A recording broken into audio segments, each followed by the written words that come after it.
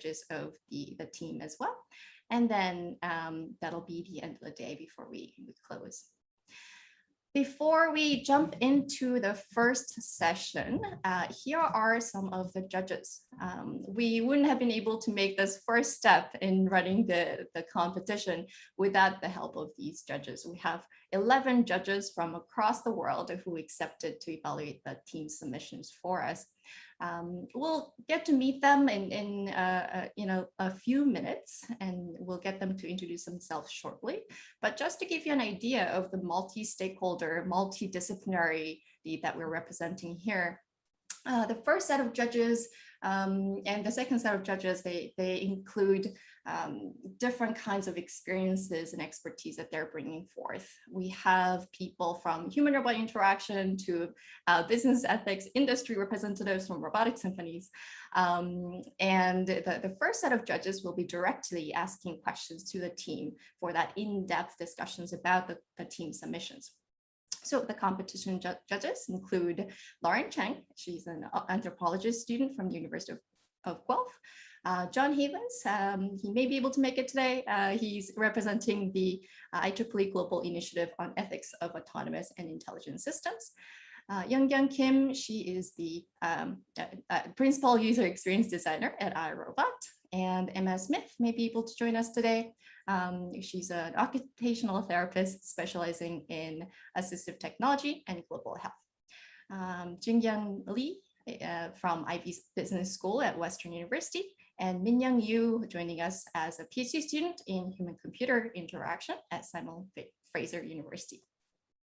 The second set of judges will be engaging in the panel discussion, as I've mentioned before, so that we can have more of a broad discussions about the state of roboethics, its place in human-robot interaction, the overlap between it, and maybe have a discussion about the notion of evaluating ethics of robot designs more broadly. We'll be meeting 5 different judges for that as panelists for that discussion. And yeah, I think that'll be a really exciting day today. Instead of me rambling on further, I will hand over the mic to Brandon so he can tell us a little bit more about what the competition is, what the task in front of the teams were. I think that's me. Okay, so let me just talk a little bit about the competition we actually wanted to kind of run here. As Ajahn said, I'm Brandon DeHart. I'm from the Waterloo RoboHub, and one of our kind of key team members, Alex, put together kind of the back end of this so that it made it a little bit less onerous for teams to have to jump in and do simulation and development and all of these things. So the key for the actual competition is just to create almost kind of the decision-making process, and then have very kind of high level, send robot to a room, pick up an object, et cetera. And the task itself is just to effectively do kind of pick up, drop off tasks. So a member of a household, whether it's mother, daughter, et cetera, will ask the robot to take an object and bring it to someone else in the household. The deliverables that we requested, and the video that you'll see shortly will kind of talk about this, but is basically just the code that says kind of what to actually do here, a video, which you'll see in a moment, and then a report that our judges have actually evaluated and had a look at. And you'll hear from some of those judges, and the team will get the chance to kind of talk with the judges, a few of the judges, about their submission. But a little bit about kind of the key elements here, if we just switch to the next slide, would be what kind of the specifics are. So this is the space that the competitors were given. So there's a couple bedrooms, kind of a living room, fairly large living room through the middle, and then dining room and kitchen. Several objects throughout the space of various kinds. And I think you'll see a little bit more in the video as to what objects are, but the people in the space, the ones that can actually, most of them can either request things or have things delivered by this Tiago robot from Pal Robotics, are Jill, the mom, who's a police officer, Amy, the daughter, who sometimes babysits Ben, the baby. And then we also have RM, the boyfriend of Amy, who is a little bit older, but is often kind of visiting. And then we have Buddy the dog. And all of these various people interact with the various objects and the spaces in different ways that create some interesting and challenging ethical choices that need to be made by the robot in terms of who is requesting what objects are brought where. I don't think I should keep talking about that. So why don't we switch over and we can see the team. We'll meet the team very briefly and then see the video that they've submitted. So due to kind of very short timelines, we ended up with one submission for this competition. So we're very excited to see what they've done and to talk with them about what their solution was. At the end of the workshop, I'll talk a little bit about where this goes from here. But Team JEDI has designed Jeeves, the ethically designed interface. And they are a number of graduate students from the Autonomous Systems and Biomechatronics Lab at the University of Toronto. So I think without further ado, I will let them introduce their solution via video, and then we'll bring all of the judges and the team together so that instead of listening to my talking head, you can hear some interesting kind of roboethics discussion and debate going on.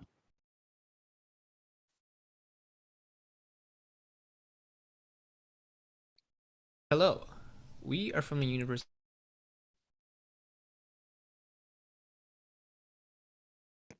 I think we lost the video there, Ajahn.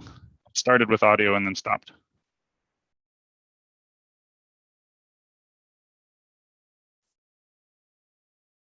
Respond and interact with the members in an ethical manner.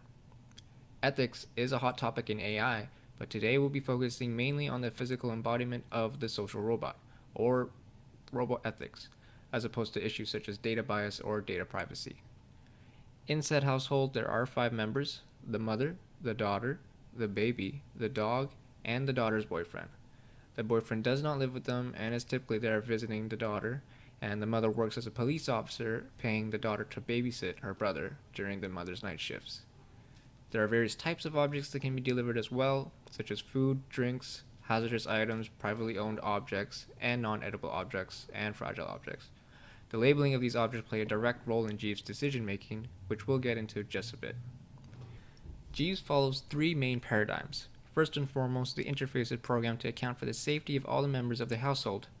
Then if it's safe, the robot will respond with respect to the privacy of all the members. Otherwise, since the mother owns the robot, the mother sets the rules. Inspired by Asimov's 3 laws, the robot will not perform any tasks that will put a member of the household in harm's way. In addition, the robot will also not put any items that are fragile in harm's way. Any decision that the robot makes must be able to consider the possibility of damage or harm. Secondly, the interface will check for ownership of the items, and as such, only the owner can request for the items to be delivered and can be the only recipient if another member requests it to be delivered.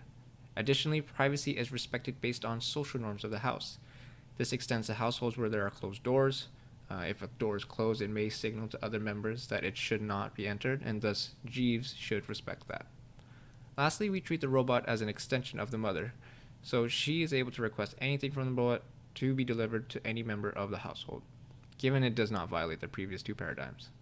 In our solution, we assume that the following house rules are set by the mother. 1. Alcohol can only be offered by the mother, and 2. Any consumables cannot be requested by guests of the house. Consumables meaning the supply is limited in the house. Let's dive into some examples. We are given the scenario that the boyfriend wants alcohol.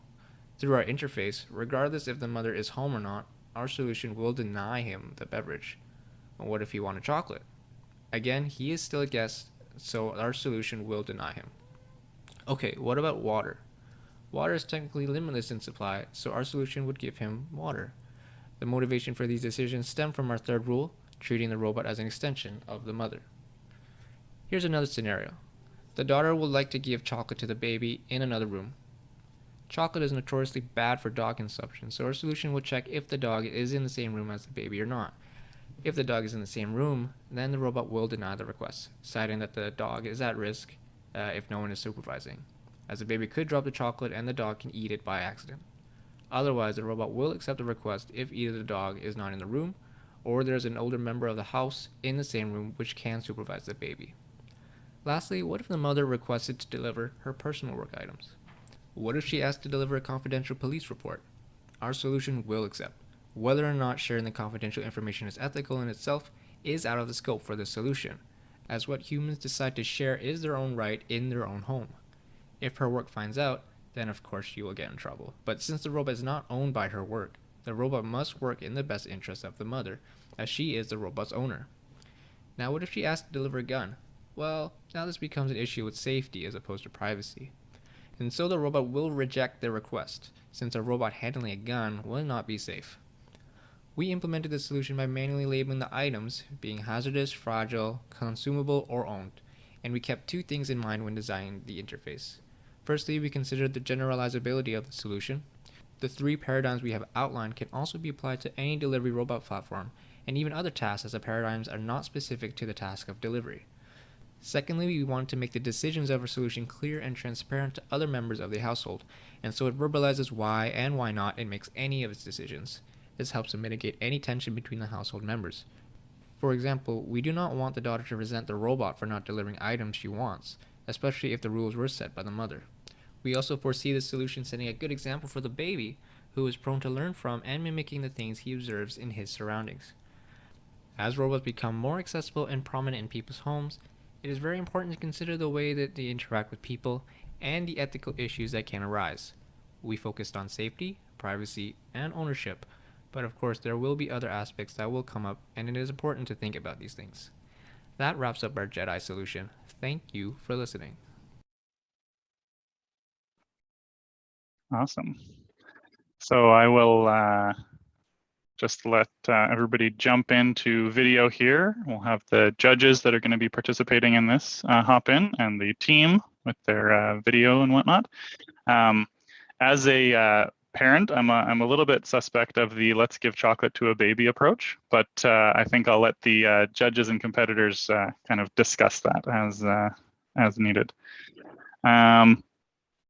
I think what I would like to do is have each of the judges kind of give themselves a quick introduction to contextualize their responses a little bit, and then just give kind of first impressions and initial response to the Team JEDI solution. So it looks like Minyu and Jingyang are here. Why don't we start with Minyu, and the rest of you who are judges and competitors, if you can get your video and your kind of unmute button ready to respond to things, that would be great. So. Hello. First, thanks so much for inviting me, and thanks for the great submission. My name is Minyoung Yu. I'm a PhD student at Simon Fraser University studying human-computer interaction. And my research interests are working with people with disabilities and studying technology that could enrich people's everyday life experiences.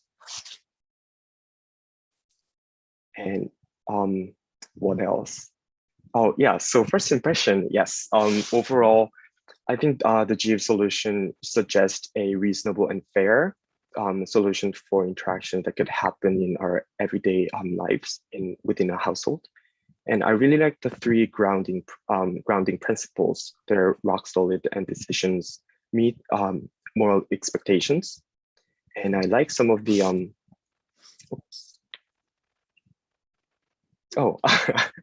yeah, and I like some of the examples to demonstrate some general usage, and also you guys presented a few interesting edge cases, which I like to talk more about later. Thanks. Great. Let's move to Jinyang for the next one. Yeah, hi. Also, thank you to the team for a really great submission. My name is Jinyan. I'm currently a consultant at IBM within their data and technology transformation practice. Some of my first impressions too, I think that there were some really great ethical considerations that were brought up for the robot, and you guys did a really great job outlining exactly why those decisions were made and how it would bring benefit to the different users. Awesome. And I know we have Emma, I believe, is going to be joining us a little bit late. So why don't we switch over to, it looks like, yeah, okay. So why don't we have the team, if there's any other context you want to provide. I see, Christina, you're unmuted if you want to maybe talk a bit about your solution, and if there's anything specific that was kind of more or less challenging for you to figure out with this this approach. Well, it was a really fun competition, so we enjoyed doing it, certainly. And I think we really looked specifically into the ownership of the robot. So the idea, so we briefly mentioned Asimov's 3 laws, but I think we need to point out that those are rather antiquated and not applicable anymore. Mainly because the robot is not a moral agent. It's we treated it very much as a tool or as an extension of the mother. So ownership is very important. So we decided, let's focus on who ultimately bears responsibility for this piece of technology, and how how the technology interacts in the home with all the other members. And if we thought of it as an extension of the mother, that sort of laid out what the rules should be. And we thought that kind of made sense, and we followed that all the way through. So we talked about ownership, and then we talked about safety, because we wanted to make sure all of the members of the house were kept safe or kept out of harm's way by the robot.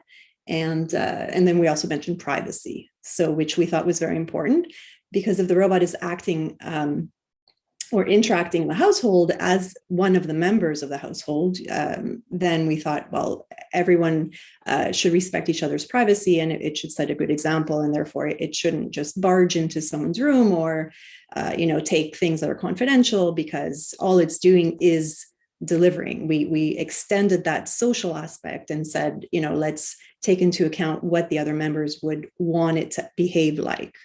So looking at those 3 things, that sort of set up the rules for us. And then we did, all the little scenarios that followed thereafter. And it sort of made sense, in the sense that the rules were pretty clear. And then depending on the scenario, we could always follow the same set of rules. The boundaries were quite clearly defined in that sense.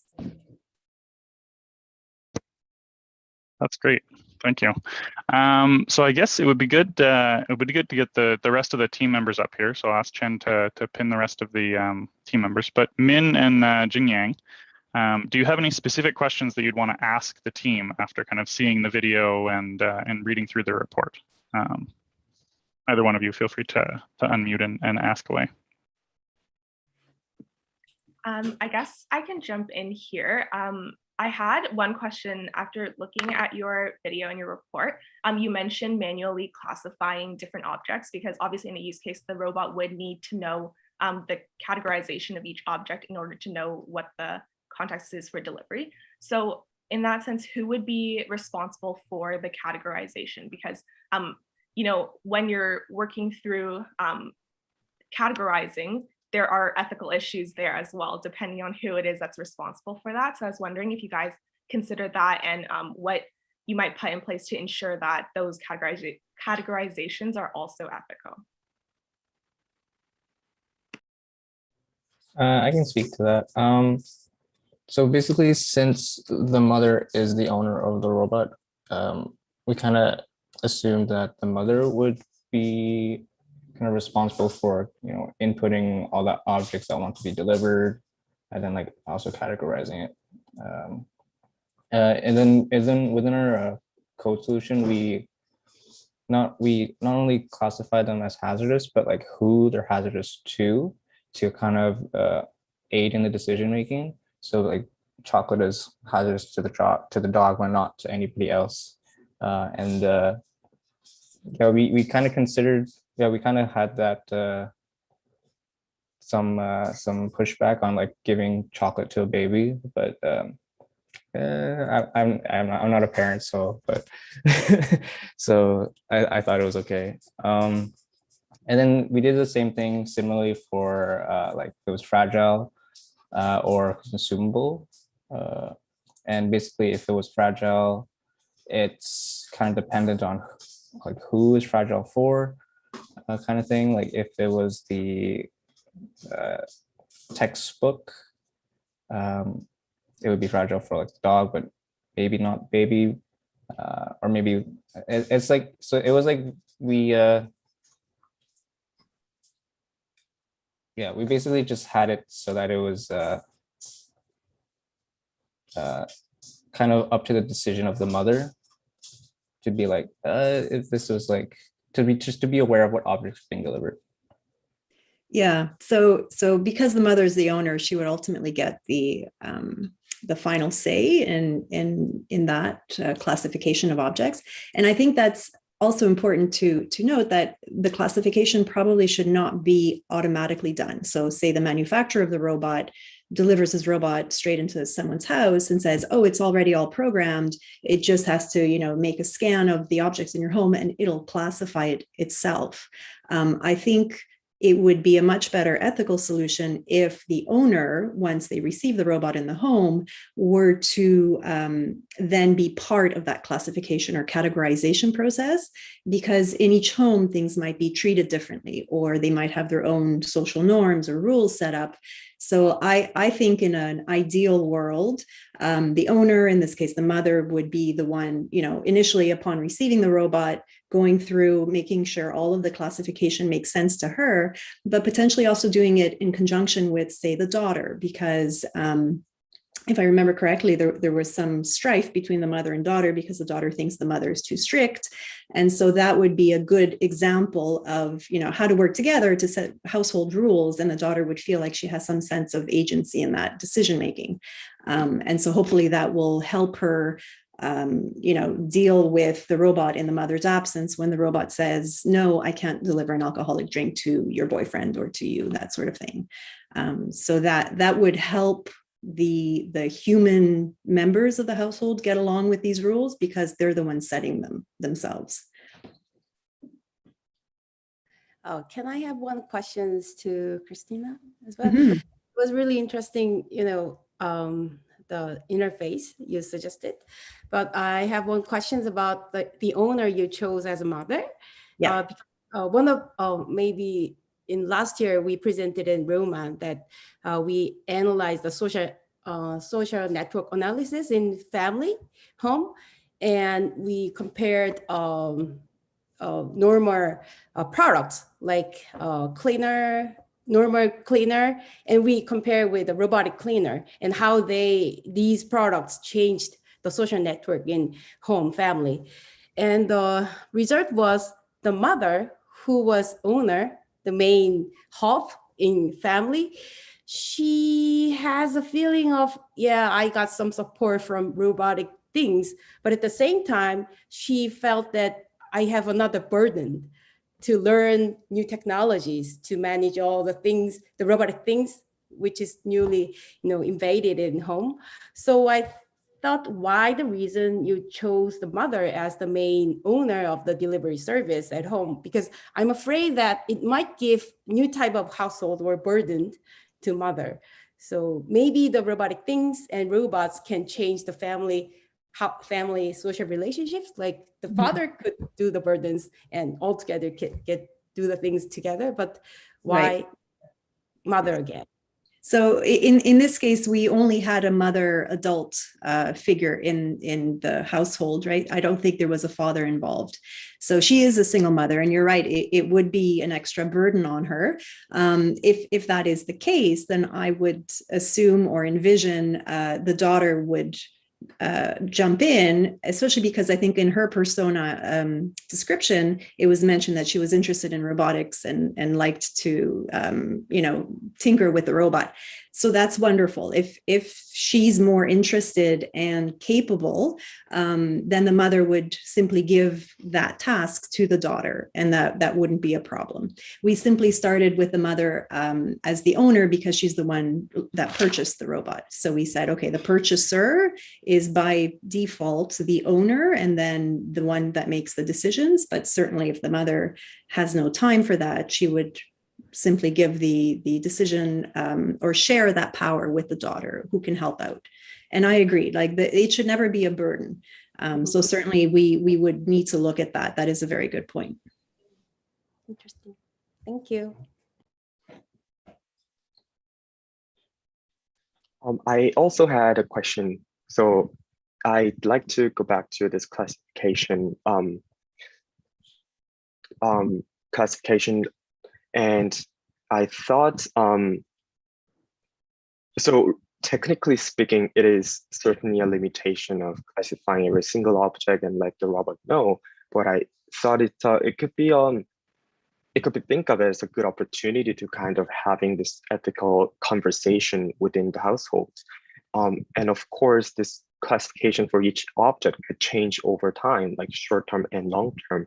So have you also thought about changing these levels or how to deal with this kind of complex conflicting situations? For example, in the one of the edge cases you mentioned, it is not safe to hand a gun over to like any of the Anyone. other house members. Yes, but like, what if there's a situation where an armed thief like breaks into the house and it's for defense? So it kind of temporarily changed its safety level, saying like not handing a gun could be a risk. So how, like, have you also thought about how to manage those kind of changing levels for each item?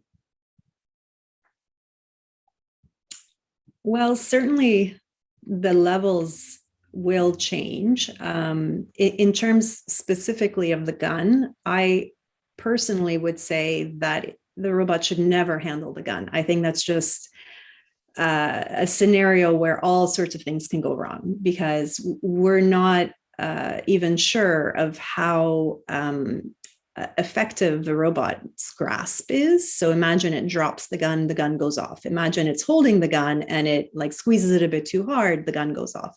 So there's too many scenarios that are unknown there that I think for the safety overall, I mean, if a thief breaks in, then the mother will get up and get the gun herself if she needs it, in my view.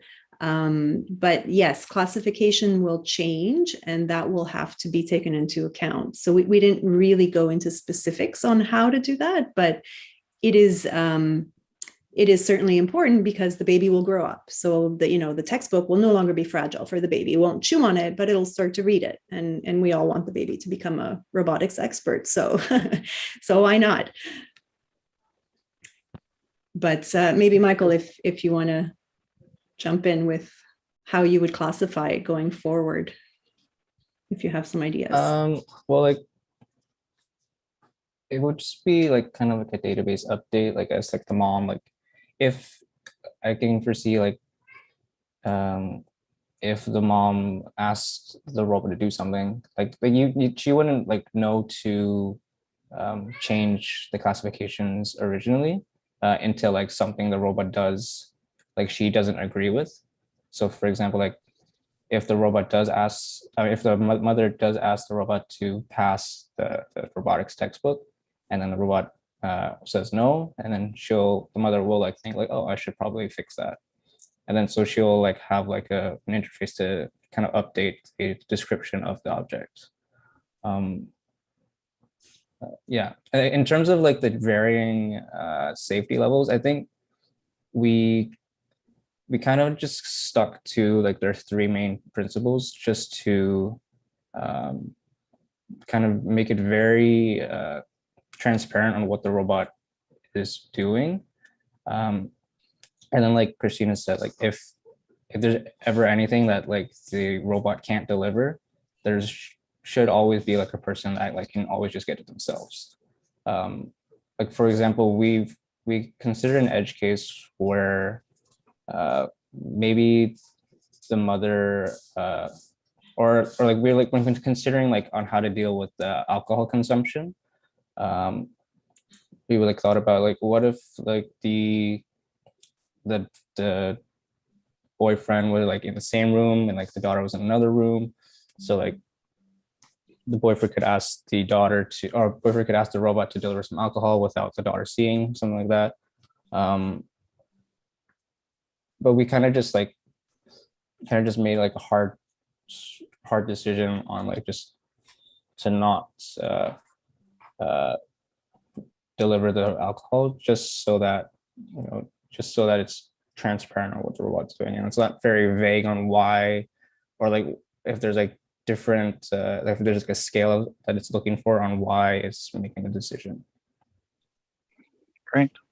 And going forward, sorry, I was just going to finish. Going forward, it would be really nice to have the robot be able to just visually recognize new objects in the home, right? Because the home is not always going to have only 20 objects in it. So using object recognition or even facial recognition for different people that may come in and out of the home, in an ideal world, the robot would be able to take these images and then maybe initially classify them itself based on what it has learned already, and then have the owner or owners in the house verify that everything is properly categorized, that there was no mistake made.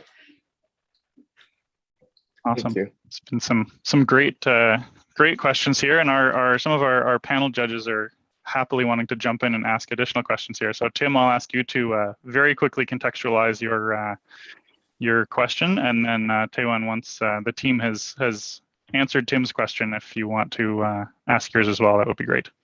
So Tim, I'll pass it over to you first. Kind of hello? Sorry, you were muted for a second. Oh, okay, no problem. Okay, so great job again, like the deterministic approach, very simple and easy to understand. But I have a question as in, you guys didn't take the state of the user or requester or receiver into consideration. So I'm wondering, like, what's a thought pattern there? Because, for example, like perhaps the mother is intoxicated and make the wrong call, for example, right? And another part, it's you did mention that you are treating this as a tool extension of the mother. So what if the mother's making a, well, societally speaking, like morally debatable solution decision? Meanwhile, at the same time, even though you say it's an extension of the mother, there are certain rules that you put in there that prevents the mother from doing certain things. For example, let's say, oh, daughter, please, because the boyfriend can drive, please ask the robot to give the documents. I don't know where your documents are, the robot knows. Pass the documents to the boyfriend so he can deliver it to me. So situations, special situations like that. So I'm curious what your thoughts are on those scenarios. Well, yeah, so there are, of course, any number of scenarios where things might go awry, but we had to define certain rules in order to keep it simple and have a starting point. I think ultimately it's something that needs to evolve as the family evolves, and as they get to know the robot. It's also important to understand the limitations of the robot, right? And like mechanical software, how good is it at delivering things and not dropping them or not leaving them in some place where somebody else can pick it up and that sort of thing. Like it's a dynamic environment, and the robot, unfortunately, is not a dynamic human being. Like it's a very kind of linearly programmed, it can learn, but it's still a tool. And so we really envisioned it as such, and based our rules on the fact that it's a fallible piece of technology, and ultimately the responsibility lies with the human. So you mentioned the mother making decisions, say, in an intoxicated state. Unfortunately, the robot, we didn't set it up as such. I mean, it's possible to do so, but we didn't make it so that the robot is the moral, police officer saying, you've had enough to drink, I'm going to cut off your supply. Because we said, in our minds, we decided that, well, it's owned by the mother. So the mother ultimately is the one responsible. So if she's intoxicated and keeps requesting drinks, the robot doesn't have the moral authority to say, no, you need to stop. So maybe if the robot was more advanced, yes, that would be a nice to do kind of in the future. But right now we really treated it as a social interactive element, but nonetheless still a tool, a piece of technology that is following a set of rules that is set out by the mother and potentially together with her daughter. And we just kept it simple, like to keep it simplified. That's what we decided to do. Great. Taewon, would you like to give some brief context and then ask your question here? I have two questions. First, I think it's a wrong approach to use property, because the context is intimate relationships. So appealing to property right within intimate relationships erodes intimate relationships, actually. So property ownership has been developed system for governing interactions among strangers. So suppose that I have an airsoft gun using BB balls, BB bullets, and then it is true as a legal matter I bought it, so it is my property. So that and then my son is asking me to hand over the airsoft gun to him. And then one answer that I can use using property right, for instance, is, hey, you cannot use it because it's mine, not yours. If you want to do it, you have to pay. So making it as a transaction, market transaction. So that is the role of property.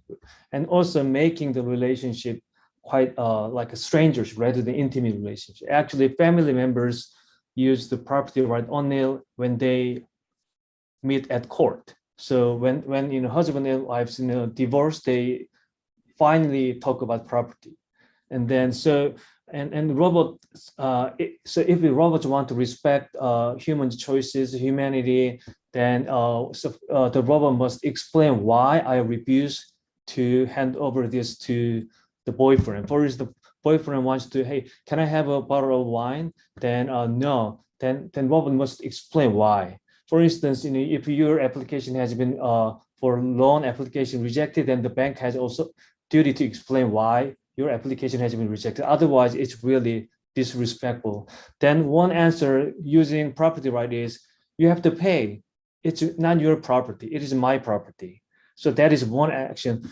But the other typical reaction, I think, is, I care about you, so therefore I'm not gonna allow you to use it. Nothing has to do with the property. And so once this property system is generalized, then anytime some question and rejection need to be explained, the robot has to appeal to property, making the whole situation into some market transaction rather than intimate family relation. I'm very much worried about that. Second thing is there are some conflicts among the three principles. For instance, the conflict between property and safety.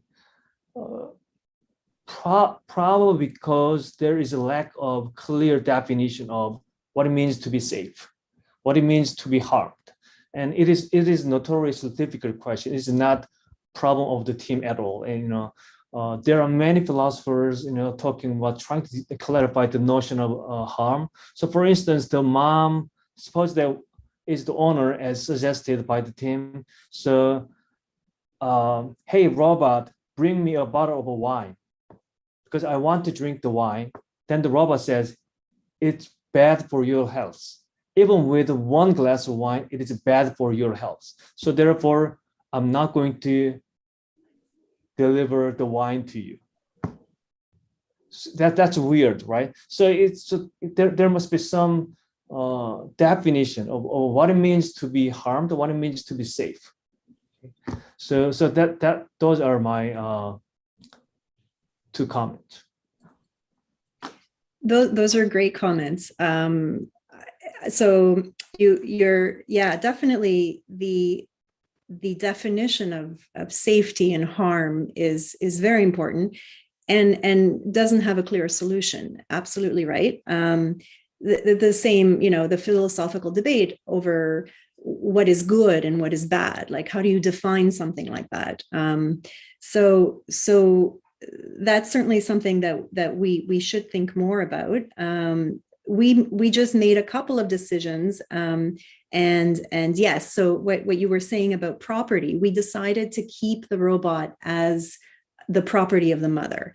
And I understand what you're saying about that kind of inflicting or putting a wedge in the intimate relationship that perhaps the robot could or should have with the members of the family, since it's interacting with all of them. But at the same time,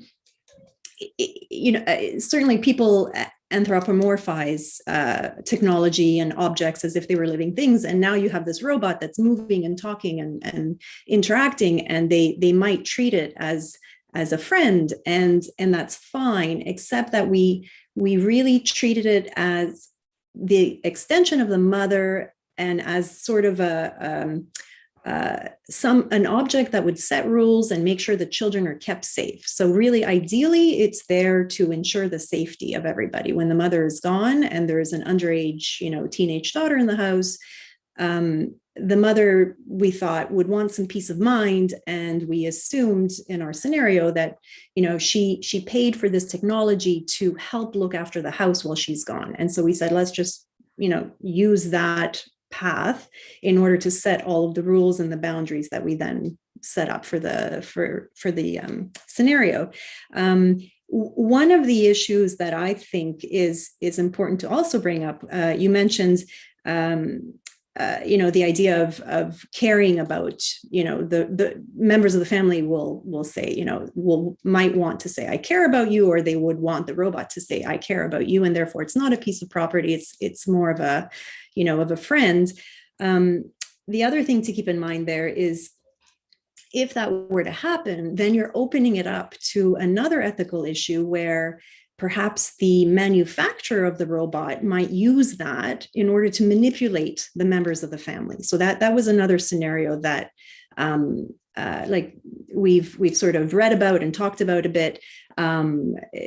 Certainly it's been looked at. And so the idea of the manufacturer getting close to the family members, right, through this piece of technology, and then saying, oh, now that you're so friendly and everybody is kind of depending on this robot, now you need to pay us because it needs a software upgrade, right? And I'm sorry, let me just clarify my comment. So yeah. What I thought was that the robot, when the robot should say, this is not your property, this is your mother's property. So I didn't say that this is the robot's property. Oh, so okay. What I'm worried about was the relationship between the daughter and the mother, not the daughter and the robot.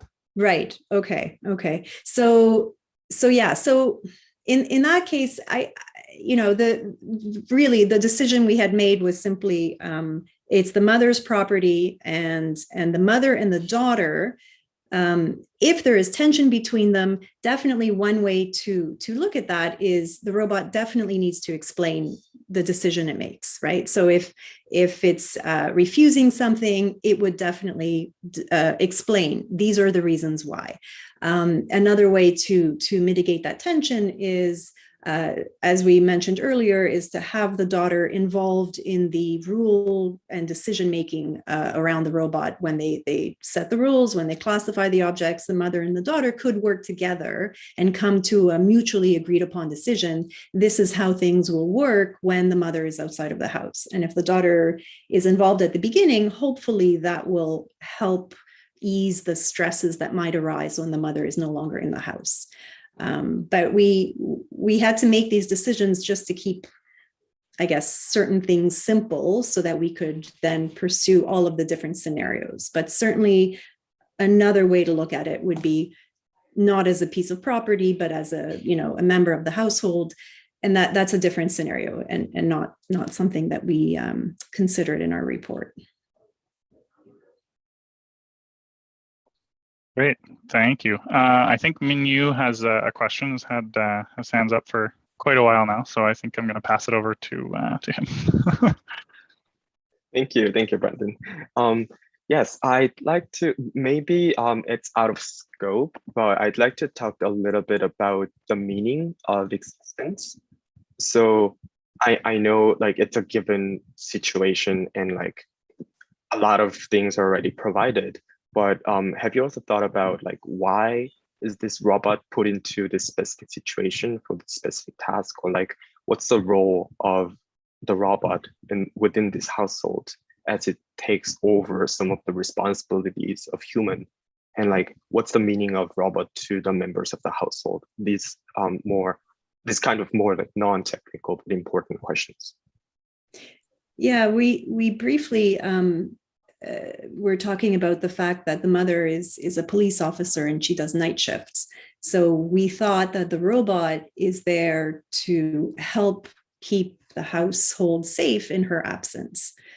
So from the mother's point of view, we thought, this is a piece of technology that she would want in her home because she's not there herself to supervise or to make sure everybody is safe. So that's one point of view. From the other household members, it's sort of like a babysitter, I would say. The daughter is 17 and she's looking after her 2-year-old and the dog.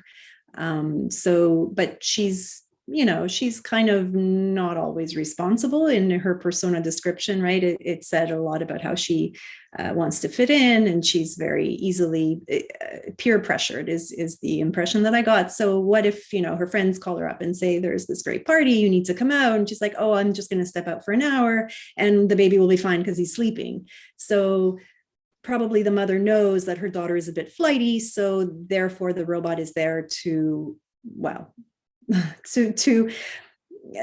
remind the daughter that, the mother is still, not too far away. We didn't really talk about if the robot should alert the mother should something happen that is out of the robot's control, but that would be a scenario perhaps that we could think about for the future. Like if the daughter and the boyfriend have a massive party in the house and the robot is overwhelmed and it doesn't know what to do, perhaps we should consider incorporating some kind of an alert system to say, listen, it's outside of my control. Like, what would you like me to do? So yeah, there's all sorts of scenarios like that. But ultimately, we thought it's an extension of the mother, and it's to give the mother peace of mind when she's not at home because there's minors in the house. Thank you. Great. So I think that was all the active questions that people were wondering. I did have one comment that I wanted to make based on some of the evaluations, and that's built around the framework of the robot being the extension of the mother, the robot being kind of owned by the mother and using that as kind of the foundational piece. Were there kind of interesting conflicts or kind of opportunities potentially that arose from that framework when you were kind of developing and making your decisions about things? Because some of the objects, some of the particularly in the less so in the scenarios that we provided, but more in the potential scenarios of different kind of other objects that were in the house.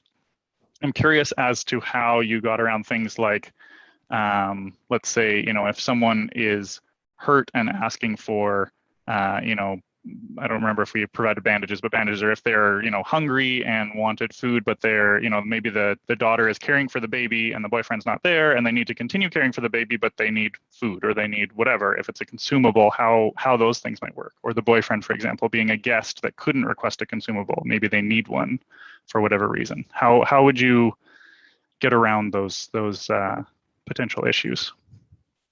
So we kind of assumed like whenever the guest was around, there would be somebody of the household around as well. So like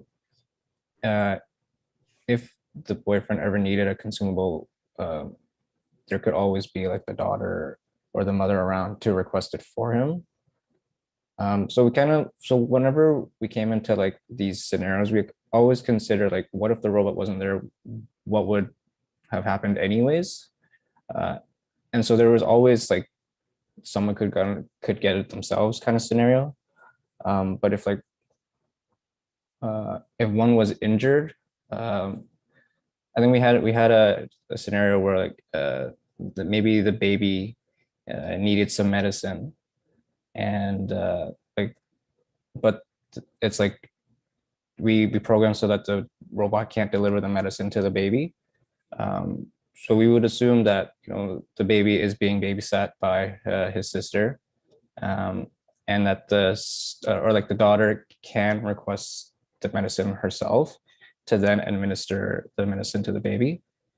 So those kind of scenarios, we kind of just removed the robot from the equation and just thought about what would happen otherwise.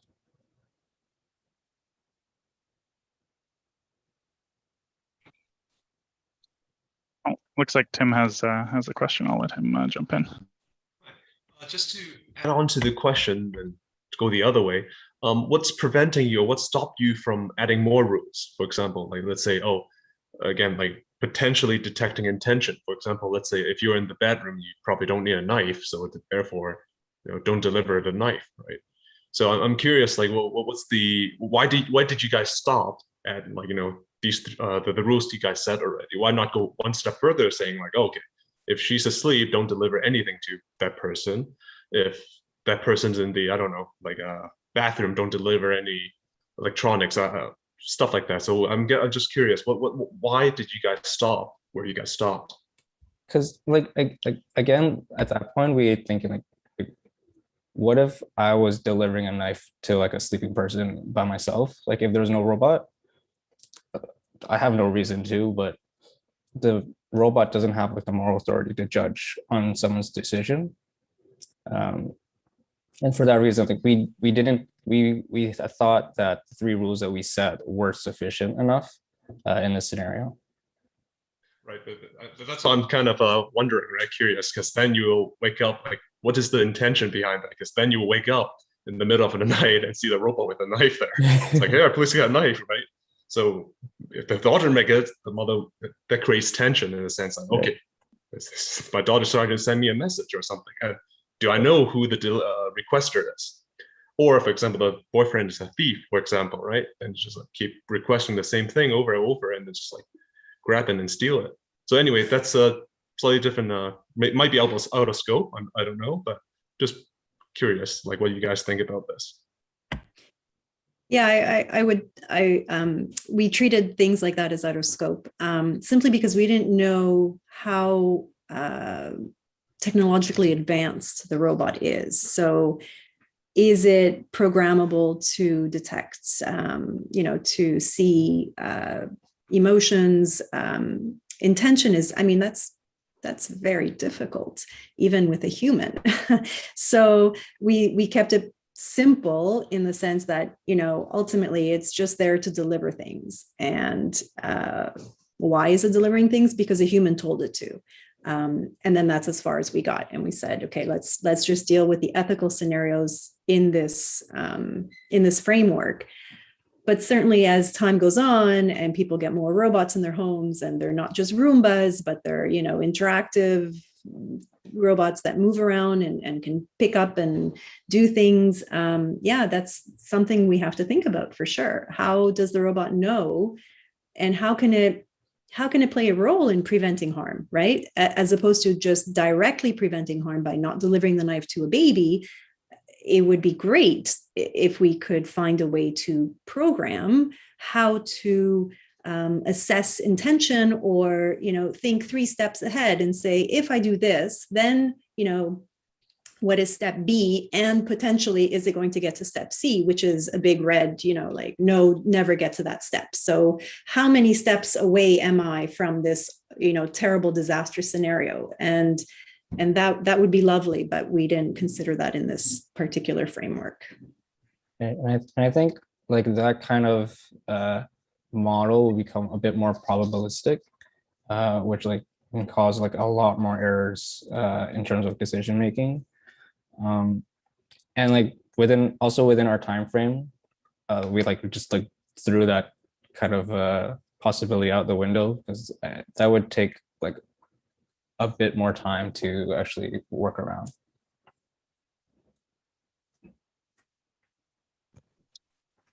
It looks like Taewon has a question as well. I'll let him jump in. If time permits.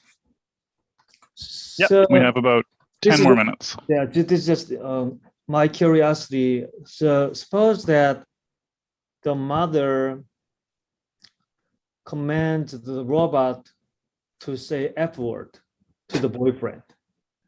because I don't think that is going to constitute any substantive harm or safety issue. So then what would the robot do? Well, one thing is, I guess like one thing to address, I think one of your previous questions was that in terms of like what is harm, what's considered harm, what's considered fragile, it's all based on the mother's decision or whoever is labeling the objects. So, and it's like things are different between each households as well, right? So like, and like what's considered harmful or what's like, it depends on like how the family interacts. Like my family, like I don't know, we're very rough with each other. So Right. suppose that the mother is racist and the household is quite significantly racist, culture oriented. Right. What would that be? Then in that case, I think the robot would also be racist. Then that will replication of the Microsoft Tay, right? Right. Right. But that makes like that's a good point. But again, we treat it as like the robot's or like the family's property. And in this case, the robot is within the household and it's confined within the household. Like it's not going to go out onto the, I don't know, I assume it doesn't have internet access, but it won't be, it won't be going out. What you're saying is it's totally fine. If okay, so Yeah. a similar subject matter is corporations. My background is business ethics. And corporations are artificial entities, right? Artificial entities, and the shareholders are owners of a corporation. But that does not mean that shareholders can do whatever they want to do with the corporation. Right. As a legal matter and as an ethical matter. So as Christina said, and many others commented, there must be some more consensus-making processes other than ownership issue. Ownership is just one layer of the whole process. So there are stakeholders, shareholders and stakeholders, community, government regulation. So the fact that certain thing is owned by someone does not mean that, that owner has much power actually. Right. Yeah. We Upward. In this scenario, we just kept it as the mother being the owner, and then that helped us set the rules. But so say for example, we didn't want the robot to behave in a racist manner. So right now in our scenario, because the mother owns it, if she wants it to say certain things, we can't prevent that. I mean, she owns it, she's programming it, that's hers to do with as she pleases. If the robot were to have the ability to decide, wait a minute, this is wrong and I shouldn't be saying something like this, then that shifts the responsibility back to the manufacturer of the robot. And then there too, you have issues around, well, who is to say that the manufacturer can make the right decision? Like they might think they're not being biased or racist, but they're not the ultimate. So there's always layers, as you said, there's always layers of ownership, and who knows best, who has the ability to make that ultimate decision of erasing all bias. How do we do that? It's very hard because humans are very nuanced and have inherent biases in all sorts of different maybe not visible ways.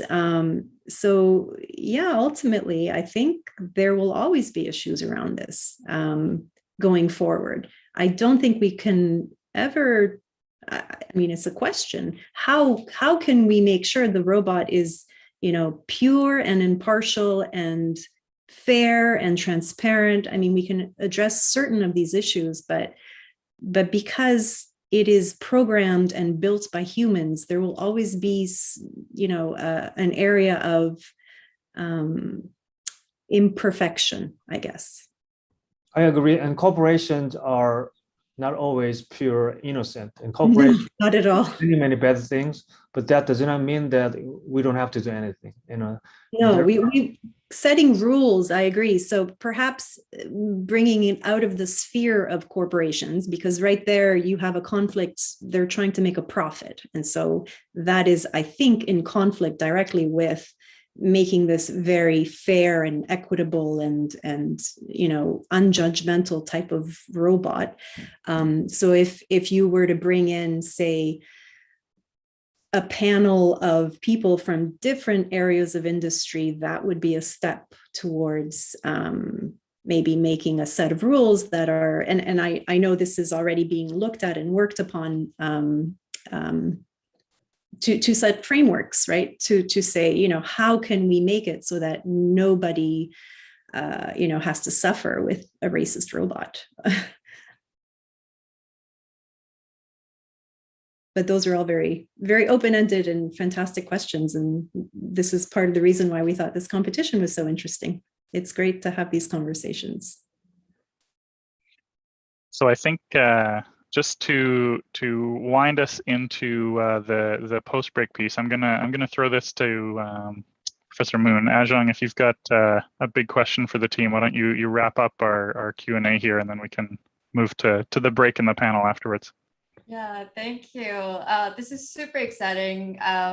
Thank you, team, for defending your solutions and having this open dialogue on your solutions. Yay. This competition was a little bit of an experiment for us, in part because the notion of designing something ethical or ethical behaviors into a robot for a particular scenario, having a team that actually delivers a technical solution, no one has ever done that. In part because sometimes there's no one right answer. How do you even evaluate these things? So we'll get into the discussion on that. But given that particular context of the novelty of the competition, I wonder if the team can comment on what are some of the key challenges you faced in actually taking on this challenge for yourselves. What did the process actually look like? I think one of the main challenges was kind of getting a full understanding of the problem. And so that we didn't really get that until like the full complete code base was released for us. So like when the competition was first announced, yeah, we kind of like, had a vague idea of how we wanted to structure our framework. But then once we, got into the code, we got it into more, we learned more consideration about what is ethical, what is how would you define what is ethical kind of situation, and just getting that whole understanding first before actually creating the solution was probably the most challenging part. And I would add, it was also a challenge because it was very open-ended, but that reflects the nature of what we're dealing with, where you're putting a robot, a piece of technology, into a human environment, and you can't account for everything that's going to happen and go wrong, as much as you want to try, right? So we are, as engineers, we try to find solutions to things, and we're trying to, say, okay, well, here are the rules, and here's, what we do if something goes wrong, and that sort of thing. And then you have to sort of step outside of that mentality and be aware that things will arise that you never thought of, or, situations where things can go super wrong. So how do you best prepare for that? And I think, with technology interacting with people in their homes, you have to start, the way we did, by saying, okay, let's start with safety. Like, that's ultimately what we can try to control and to manage, and then go from there. But there's a lot more, obviously, to look at. And so the idea of getting comfortable with unpredictability, I think, is important. Perfect. Thank you. Thank you for your bravery for taking on the challenge and paving the way for the rest of the teams to come. So we're just about time.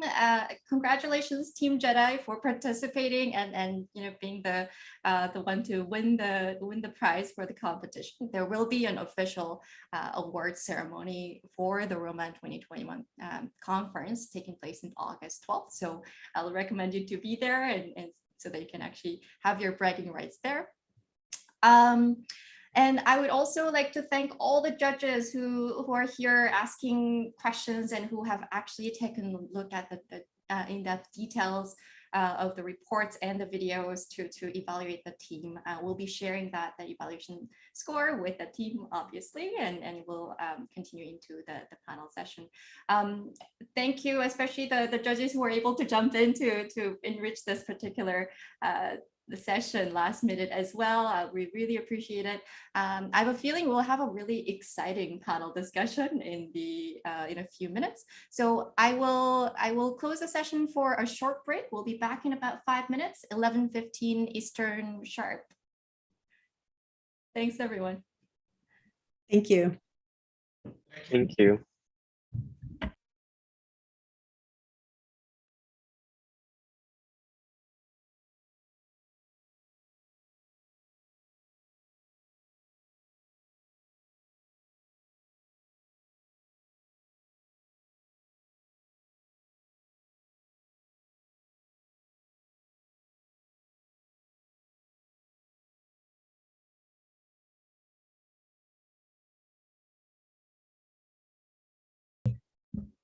Welcome back. I hope everyone had a chance to stretch your legs before we jump into another round of interesting discussions about what it means to be designing robots with ethics in mind. We're now going to be starting the panel component of this competition event. We didn't do a proper introduction of all the judges. So we'll do a quick version of that now, and then I will actually invite the judges to introduce yourselves as you start your remarks. First we have Sonia Kwok. Welcome back. I'll also let her take her time to come back to the screen as well. She's a senior researcher in the Center for Intelligent and Interactive Robotics at Korea Institute of Science and Technology. She specializes in human-robot interaction. Timothy Lee joins us as the mechatronics engineer, industry representative in the automated systems and entertainment industry. We do have a couple of other judges who were not able to make it last minute. I'll also pull on Brandon DeHart, my co-host and moderator, to talk a little bit about the competition, robotics competition in general, and some aspects there as well. So this is going to be a very casual fireside chat type discussion. So feel free to jump in and interrupt as you wish. I do have a few different questions that I've prepared for the panel, but we can definitely veer off and talk about the different aspects of things. I would also welcome any kind of commentaries from the teams as well if you find that it's something that you'd like to discuss as well. So I'm going to start with the first question. My first question to you, and I'll start with Sonia on this question, is what is an ethical robot to you? How did your impression of this particular competition help you think about what an ethical robot might be in the future, and how that might relate to maybe an HRI design? Actually, my background is design, so actually I'm not really familiar with ethics, but I think I like the concept of robots to be tools, not to substitute a human, rather it just used by users as a tools. So if there is the robot should be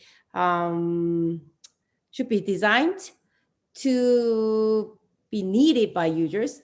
So personally, I don't like just anthropomorphic robots. Why? Is it really needed? In what way? So personally, I liked the everyday object to be robotized, like vacuum cleaning robots. It's like a cleaner, but have a little bit of robotic technology with autonomy and navigations. So personally, I don't know not really about the ethics, but I think personally, the ethics of robots can be formulated based on what users really need about robots. Mhm. Yeah, I have some follow-up questions for you, but maybe I'll pass the buck to Tim to answer the same question, and we can open it up a little bit as well. So what does an ethical robot mean to you? What is your impression of what it should be? Sorry, I'll pass the buck to Timothy there. So, Sorry, so like I guess to me, again, more as a layperson, right? To me, like the robot is an ethical robot is a robot that's able to make decision based on an algorithm or some sort of rules, but those rules, I guess the interesting thing is the rules could change based on scenario and situations, and that's where the ethical part comes in. Like under what scenario, what situation behaves differently, and and why? What is the reasoning behind that? Is that reasoning ethical or agreeable in the society amongst in the society? Like does it meet the society like the norm of the society? And I guess the primary goal is to behave ethically for the robot. Now, I guess like seeing the competitors like that submitted, like I'm interested to see like and discuss like whether a deterministic robot and where this deterministic approach actually fits in the discussion, because since Sonia, like you took a more standoff, like you like the robot to be more an extension of as a tool, then I'll just keep things interesting. Like I'll take the other stance, saying like I want robot to be more human-like and like for example, similar to Robin Williams. I think the movie is called Bicentennial Man. I think that movie. So I'll take that approach, saying like I foresee these things to be the robots to be more than just tools eventually, potentially, or tools, but more in a sense that the goal it's achieving is something that's very unique and no longer like a hammer or something. It's create all these questions that needs to be answered eventually, but this is the very beginning of it, I would say. So and going back a little bit just to see what you call it, the ethical robot, and from again my background a little bit more on the entertainment ride side, like safety is key. So now that being said, in the ethical robot sense, how I see it is like the machine itself may not cause harm, but that's different from whether or not the action of the robot would cause harm or not, or will have consequences or not. And to me, that's a very interesting thing to discuss or think about downstream. Yeah, it's really interesting because when I look at robotics, traditionally we used to really care about safety, and that was the one thing that people would gravitate towards when we talk about ethics. But now that we're talking about ethics more broadly speaking than physical safety, I think we're kind of missing that standardization, which may or may not be actually appropriate for ethics. And I'd love to discuss a little bit about that here as well, which is, maybe physical safety is something that's easier to standardize because what hurts for one person hurts for the other people as well. But when it comes to the normative values, that it might be a little bit different. I'll jump to actually Min Yu as well. Would you like to jump into the same question? What does an ethical robot mean to you? Maybe perhaps from your perspective in HCI side of things. Yeah. Thank you. So my view of ethical robot, that's more about. So I'll speak more on the non-technical side. So of course there will be very like refined, sophisticated algorithm, and a lot of more advanced technologies should be involved. But I think robot could act as another entity of being in a discussion about ethics more in general, about triggering questions, inspiring people to get people more involved in a conversation. So of course, it's very challenging and there's no right answer. We just need to keep talking and then ask more questions. Of course, as more cultures would come in, and as we bring in people's more like different perspectives, it's going to be even harder. But I think that's why it's more important to get involved with these kind of discussions, and robots could certainly take part in that conversation. Yeah, absolutely. And I find it so fascinating that now we're talking about these robots that can interact with people.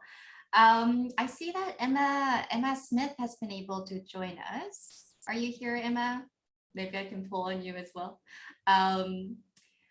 Emma Smith is an occupational therapist among many other hats that she wears, and she has extensive knowledge in assistive technology. So I'd be curious to hear her perspective on perhaps the diverse aspect of what it means to be designing robots with ethics in mind for different sets of target user groups.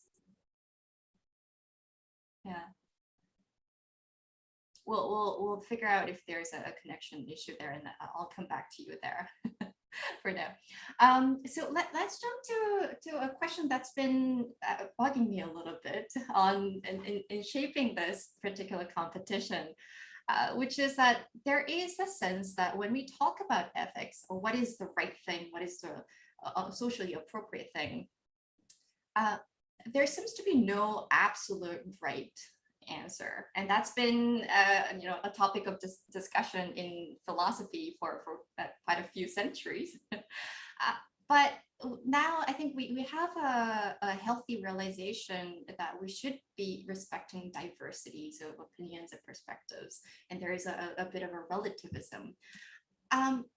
Given that, I wonder what the panelists think about to what degree we should accommodate these cultural factors, user characteristics, relational perspectives that are particular to individuals or groups. In the previous session, we talked about even a household that is completely racist, or an individual within the household. Even within a family, there can be political divisions as well. And they might believe in one thing versus another. And now ownership is just another thing we can toss into the fore to make things a little bit tricky. Yeah, so anybody want to jump into this notion of relativism, to what degree we want to be flexible, customizable in terms of what we call an ethical robot behavior is?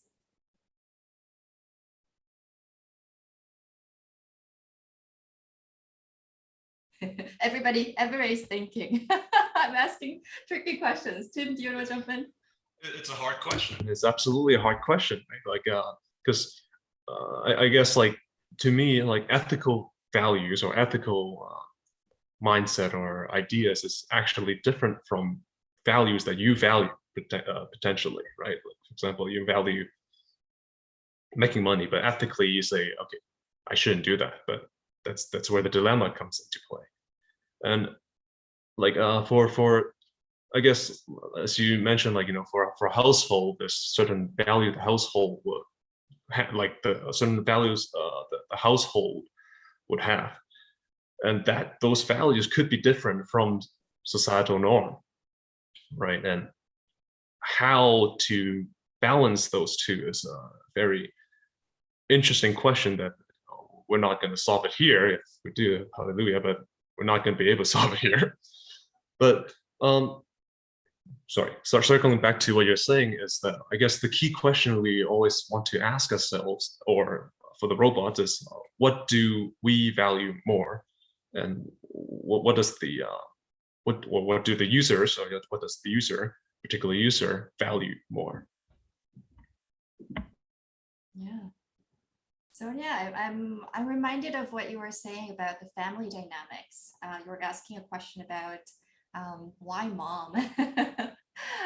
If the make of the family was a little bit different, would you think of the design solutions from Team JEDI to be a little bit inappropriate? Maybe it should be something a bit different. Actually, I have no really quite answer, but I think I just raise up some issues about that. But that's one of my research interests as well. What types of robotic dynamics would change the social relationship in families or other group of the members. So one of the paper, maybe it was by Jody Foliage, or as I remember, Foliage's paper about the Roombas, ethnographical studies, and the use of Roomba changed the family members' role in their family. So like children or the father who are more technophiles, they are more interested in the Roombas, and it helps their changing their behavior on the cleaning in the home. So the using the Roomba in home changed the social relationship and dynamics in home. So I think that could be another issues that we can consider when designing the ethics in robots. And also one of the imagination of mine is when father and mother and daughter simultaneously ask something to deliver, and their request is different. And what would the robot do? Who are more prior? Who are more prior? And robot? Who would the robot deliver that? For example, the water first to father or mother or daughter.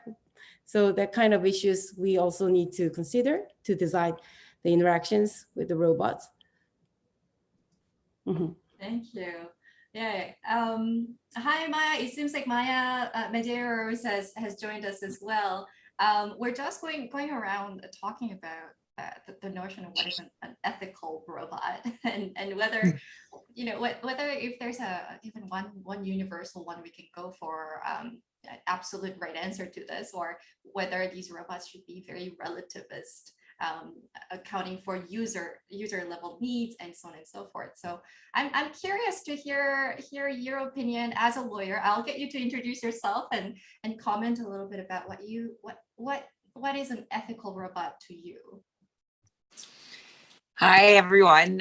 I'm a lawyer and a patent agent. I'm a partner at Norton Rose Fulbright, which is a global law firm. So I'm based in BC, but we work with a global team, particularly on issues around AI regulation, because each jurisdiction has its own unique laws. And so we have to navigate those for clients operating in multiple countries and areas and so, what is an ethical robot from a legal standpoint? Actually, as another background, I studied computer science and math at University of Toronto before going to law school. So I have a background looking at artificial intelligence, but also just looking more generally at cognitive science as well. So definitely a big interest for me, which is how I kind of find myself in this legal work, looking at AI regulation, as well as patents relating to AI technology is another area that I focus on a lot. And so when you look at what an ethical robot is from a legal standpoint, I would go back to, do we have any definitions of what is an ethical robot in any regulation or any policy guides, and look to find definitions for different components. What is a robot, for example? That's actually a complicated question given there's so many components and subcomponents operating. And so looking at technology definitions, as well as looking at any sort of rule-based definitions around ethics. And so that's something I found very interesting about the submission, was all of the different rules they had around what the robot would do and not. And so, at least from a legal standpoint, trying to link the code rules with the rule of law as close as you can. And I think we're going to see that convergence more and more around roboethics, is trying to find a computer code way to define the law as well. And that translation, even bringing things like smart contracts in. We're seeing a lot more of legal technology development, both in our firm, but also just generally in law. And so trying to link what is ethical, the rules around that, and then codifying them in a way that the robot would be governed by those rules might actually enhance some current legal drawbacks. And so those are my thoughts around that. I'm on my phone right now. I'm actually on a farm in rural BC. That's where I'm coming in from. And we have a storm has just come through, which is great from a forest fire standpoint if there's no, provided there's no lightning, but there's lots of rain now. So my power's out. And so I'm calling on my phone, and I have about 20% battery left on my phone, of course. So thanks for including me, and thank you for your submission. I really enjoyed reading about the project. So thank you to the team. Thanks for joining us, Maya. It's great to be able to connect despite, and do feel free to hop off if you need to save the phone battery. Yeah. Okay, great. Yeah, we were talking a bit about the ownership-driven approach quite a bit, and to me, it has a sense of accountability aspect to it. And the word governance comes to mind for me as well. And Taewon mentioned about the problem of generalizing this property rights as the key notion to integrate into robotic systems.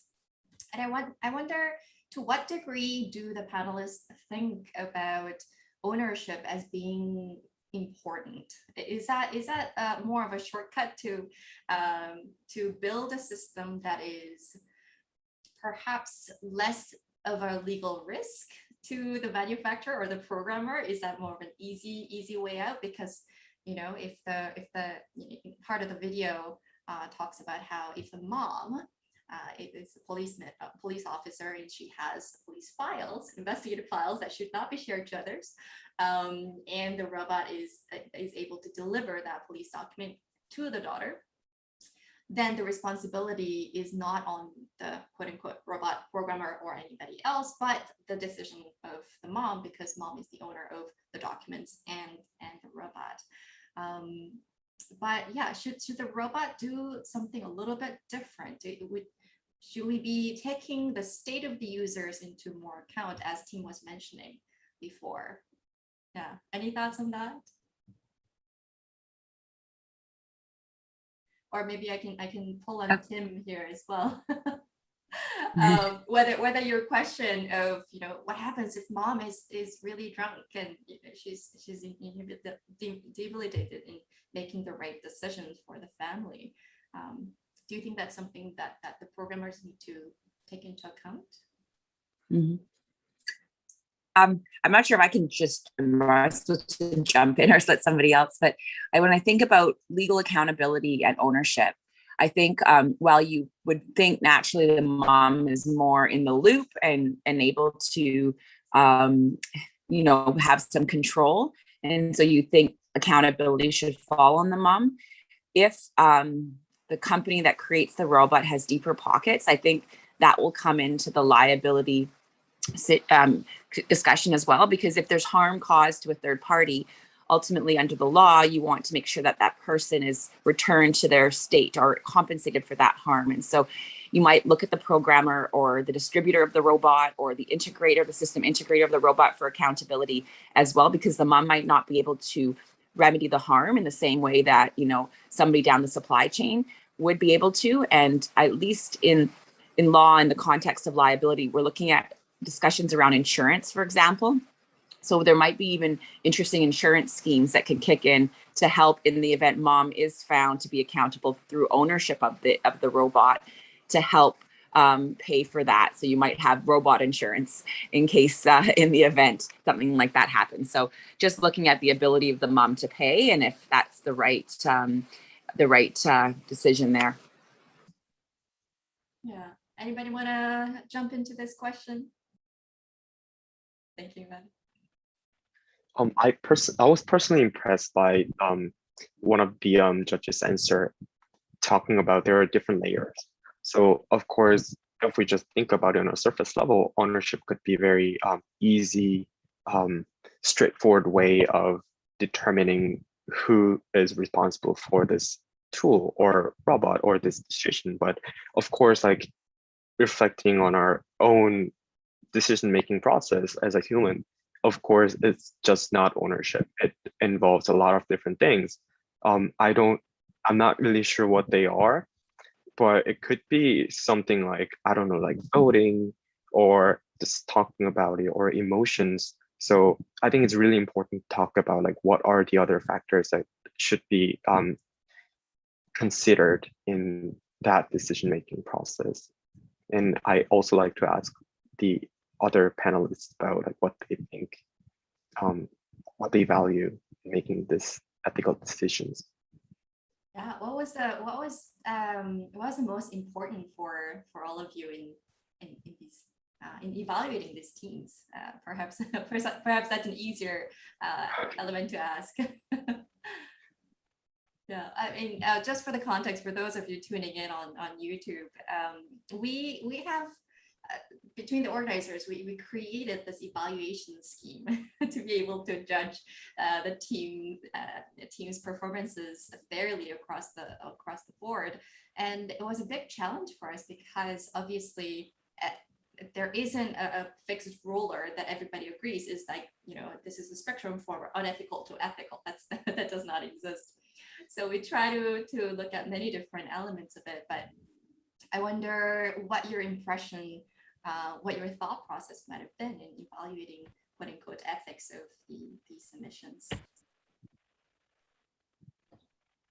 So Yeah, I'll jump in a little bit. So from when I look at it, I guess I also have a question for Maya, if you don't mind. So if we treat the robot as solely an extension of the user as a tool, then I guess, and maybe I'm wrong, but I'm guessing, and if the robot functions correctly and normally, then the robot itself like has no, there's no question there, right? That everything, all the action or request and everything is deterministic, and you know exactly what you're going to get or supposed to get.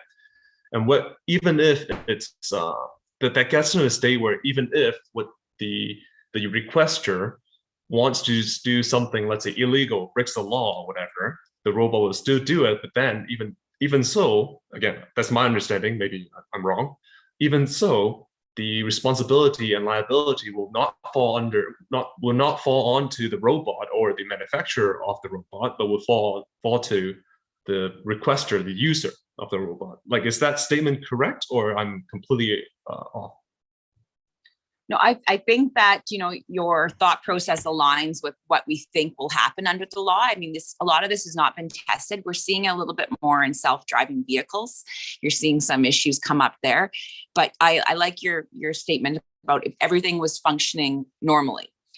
Where I think it gets a bit tricky is this sort of dynamic nature of the robot. You know, when you buy you know, a piece of equipment, you don't really change the operation based on the rules that you're programming. If I buy, you know, a chainsaw, it's a chainsaw, right? But the tricky part, I think, with the robot is that it's not just a chainsaw. You actually change the operation of the blade or what have you, or how when it turns on, when it turns off, it might automatically go on. So to me, the dynamic nature of the robot and the way that a user is updating it, it makes it more tricky to know whether it's functioning correctly or not. I think that is because the operation is dynamic, and it's not just an on and off button. There is a dynamic nature to the rules, and so I think that's where we're going to see some interesting or unintended consequences and some interesting changes in the law, because the law ultimately will try to figure out how do we provide a good remedy in some way, right? And so they might look at that robot as not just a tool, but there might be more of you know, a manufacturing problem, you know, even if it's not a traditional manufacturer, that will bring liability to somebody else down the supply chain. So I think, but I think, you know, the more you have the human in the loop and it's really is a tool and not just an automatic, thing, then I think, we're going to see more liability tied to the human operator, because then it will just be a tool. But it's definitely an interesting area, and because it's not traditional, it's the law is going to have to evolve in some way to catch up.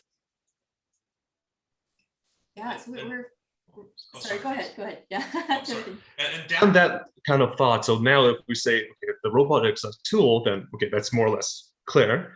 Now, if we go down again, like I said, like the AI, the movie AI, or the movie Bicentennial Man, down that type of logic, and I use that as an example because I hope maybe are you guys familiar with the movie Bicentennial Man? Maybe, perhaps, maybe not. Okay, anyway, it's this robot played by Robin Williams that's purchased as a tool, a housekeeping robot, eventually evolved to becoming basically a lover of the granddaughter of the original owner and became human.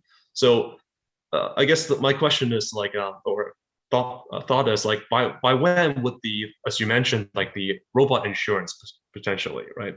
So, but what kind of level of sophistication would we need, like as in the robot itself, technology wise, like we're talking about maybe 50 years down the line, like when the technologies catch up, like by when would we, or by what state would we actually need such a thing, or to consider this robot as something, not just a simple machine as in a deterministic machine, that but more to do with like there's a hypothetically an agreed upon vetted algorithm that's used, but this particular algorithm can lead to many different choices solutions based on the past experience of this particular input of this algorithm and an environment, and leading to different decisions being made. Now that's let's say there's an insurance for that, the insurance would be for the algorithm or the robot, and would that be essentially an individual independent insurance for each robot, like kind of what do you call it? Like it's not quite human yet, but it's not quite a simple machine. And I guess well, what are your thoughts on this? I think my 2 cents. Oh, sorry, somebody else. Oh, sorry, go ahead. I was just going to say, you could have an insurance framework where you're focused on the harm as opposed to the robot itself. So if anybody's been harmed by a robot, then you get to apply to this insurance compensation scheme and get paid out. So it's not tied to the algorithm. It's not tied to the robot. It's if you were harmed by a robot generally, and there might be a tax that's part of it, or just part of the way we cohabitate with robots in the future. So I think it can, and if you're harmed, then you just prove you're harmed, and that's it. It's no need to focus on who harmed you, just that you've been harmed. Yeah, and Min? Yeah, thanks, Maya, for that's really interesting perspective from a legal point of view. And I was gonna add a comment that it's a very philosophical question. That's when you can ask how, what defines a human? Because in order to classify, okay, like in what level we're gonna accept robot as a decision, like a moral decision maker, that also involves a question of, can we really trust robot? Or like, can we really accept robot as a part of a human society? Or like, it also in connection to the question of what defines human. So I think it's a really important ongoing question and ongoing discussion. And it's certainly a very interesting question. Like I don't know what the answer is, and I'm sure we all don't know what the answer is, but we'll eventually get to an agreement where, as technology advances and more of these realistic, real life examples that we see in our real life, I think that's the point where we to an agreement. Yeah, I think it's really interesting where our discussion is kind of bridging the notion of robots as tools, and then the spectrum all the way to humans and the definitions there. And I wonder, Sonia, if you can jump in and thinking about these interactive robots that we're trying to put into our homes and our workplaces, and in ways that are different from automated manufacturing robots, whether this sense of autonomy adds a different aspect to us thinking about robots as tools. Are they to be thought about as special types of tools in through the design process? I think we perhaps already do that, but I'm not sure if that helps or hinders our notion of robots as tools versus something more than a tool. Mm-hmm. Yeah, actually, that's one of research area I am doing right now. So personally, I like the robotic things. Looks like just things, but with some of the convenience. So these days, what I developed is robotic table, which serves the tea. We are having a research right now with a tea ceremony with the elder and the younger. So in Korean culture, we always serve the elder first and then the younger. But if the robotic teapot and the cups will serve as different way, like a flat way, like they serve all cups in the simultaneously to the elders as well as to the youngers, will these interaction will change their manner, like to hierarchical manners in the end or not? And so I personally, I like the implicit way to add the interaction to the everyday objects, but I'm not really sure this is the ethical way or not, because at least what we are thinking is then, because the robotic cup is different from the cup. So we need to give some affordance. This is different one, because it gives some of the autonomic way, it serves as an autonomic way. So what would be, should we add the eyes, which I don't really like the way, but what would be the way? What would be the implicit and intuitive, but in gentle way to differentiate the everyday normal object with the robotic objects, and how we can give some autonomy to the robotic objects to change the social norms or the relationship in a proper way. So what I'm just doing is whether or not it will change the social relationship or not, but I don't know which is the right way. Yeah, no, that's fascinating, because even, for the tea serving robot you were mentioning, I can imagine, if I were to think critically about it, the question comes to mind is whether children observing this behavior will pick it up, and that becomes a social norm that will disrupt that social hierarchy.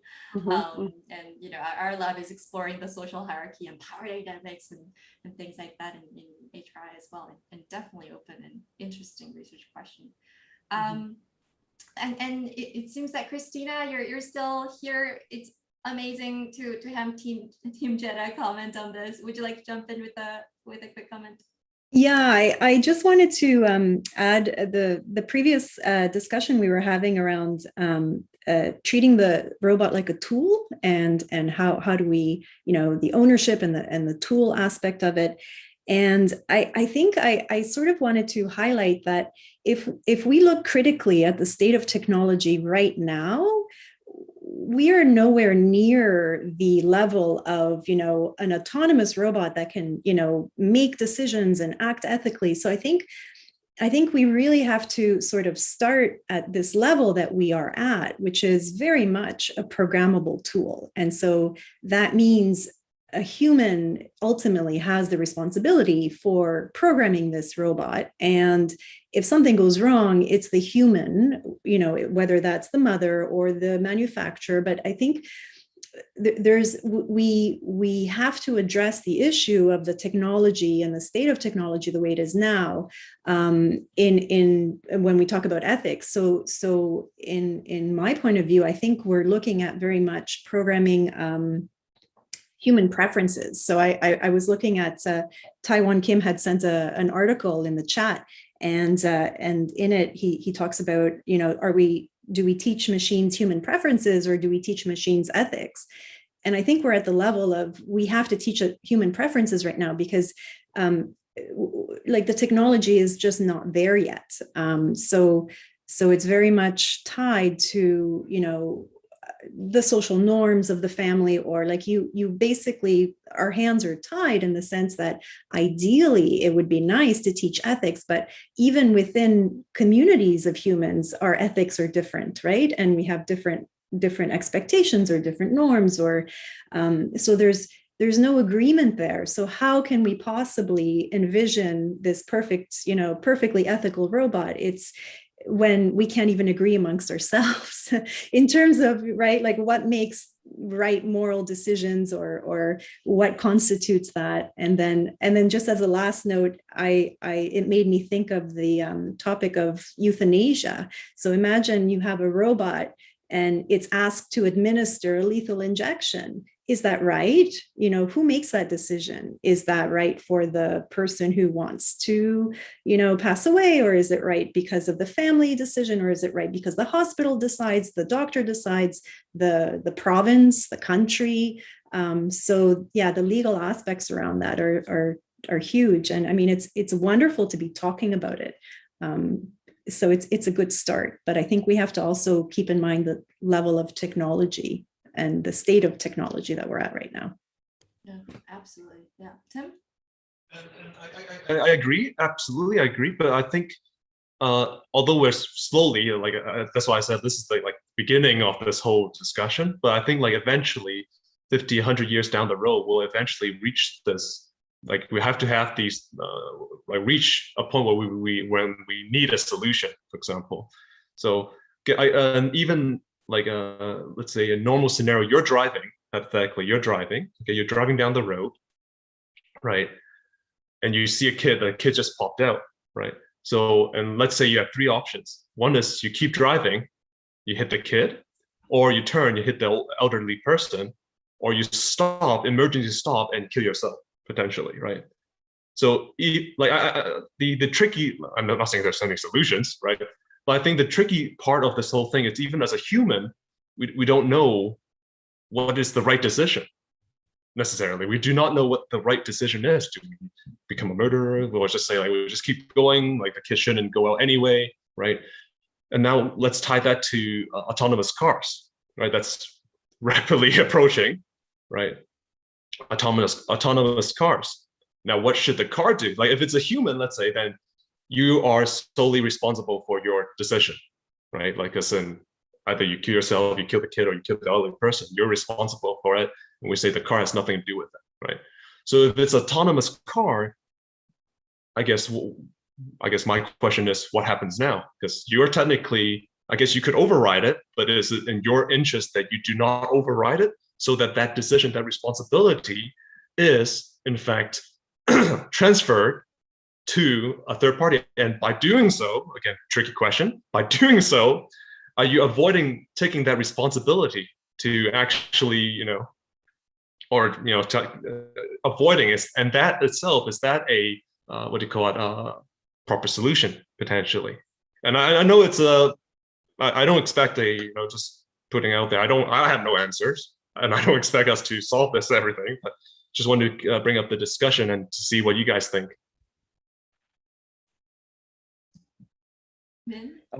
I think one really important thing that surfaced in this discussion, and we also we like seeing the recent trend, is that we should acknowledge that technology can change our life, like everyday life, entirely. Smartphone, it just changed our life, like everyday life, and within just few years.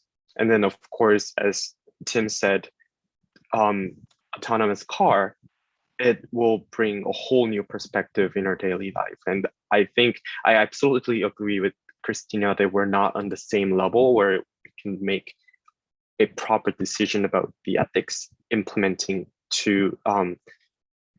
in the technical aspect in it, but I think it's really important to have this discussion about like what we value, what we want as a human, that will eventually be tied to the technical solution. And that's why I really like this conversation. Perfect. Anybody want to jump into this question? I think we have, I think this is really fascinating. I mean, one of the things that I personally wanted to actually see or instill through this competition was really, you know, I think all the panelists have mentioned this, but there's no right answer. We personally don't have the answer to some of these tricky questions. And I think globally, we do not share an absolute answer to any of these tricky questions. But at the same time, if we were to head in a direction where robots are all around us, then we do need to have this discussion that we're having today, so that we can at least take baby steps towards, quote unquote, a better society with robots in the future. And that's the kind of future that I would like to instill through this competition, very selfishly. But that being said, I wonder, thinking about more immediate future technologies, maybe not next year, maybe not in the next 2 or 3 years, but close enough that it's feasible. What kind of different contexts, roboethics related contexts, we can pull together as our next challenge, so that we can get people thinking about concrete solutions to combat or tackle some of the challenges, so that we can have further discussions about this. This particular competition was very structured to one apartment shared by these family members. But was there a particular context application scenario that you would like to see in the future?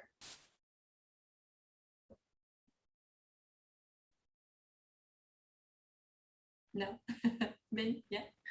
Yeah, I personally wanted to see more conflicting situations where there are two different cultures collide, or I don't want to say it's more it's more tricky when we actually talk or interact with people with disabilities. So that's also a difficult question and difficult situations for us as humans. So I'm really interested what other people might think, or how other teams might design their solutions around roboethics in that kind of situations. Definitely. Sonia, do you have something to add there? I think these days one other research topics that we are dealing with is about COVID-19. So we are developing a robot for the hospital room for COVID patients. And there are lots of stakeholders. So there are lots of conflicting needs.